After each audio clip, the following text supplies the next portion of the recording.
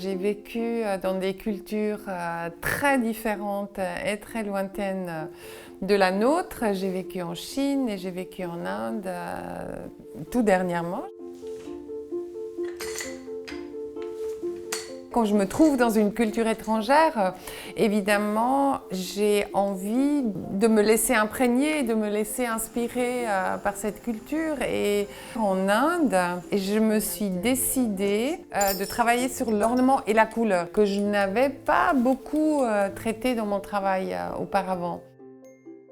L'intérêt était aussi de chercher la rencontre avec des artisans chinois, avec des artisans indiens et d'entamer une collaboration.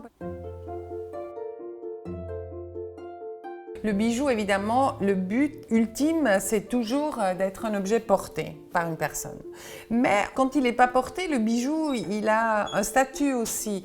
Et je trouvais qu'en créant des boîtes qui sont chaque fois faites pour un bijou unique, j'ai considéré que ça soulignait l'aspect précieux en fait d'un bijou.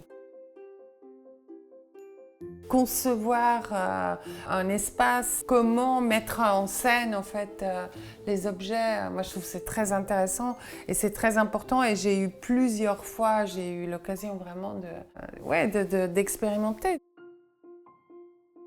Quand j'enseigne, j'essaye d'aider des jeunes créateurs à développer leur propre langage et à trouver pour ces idées, à trouver les matériaux correspondants, à trouver les formes correspondantes et à créer un objet qui puisse être associé au corps, un objet qui puisse être porté.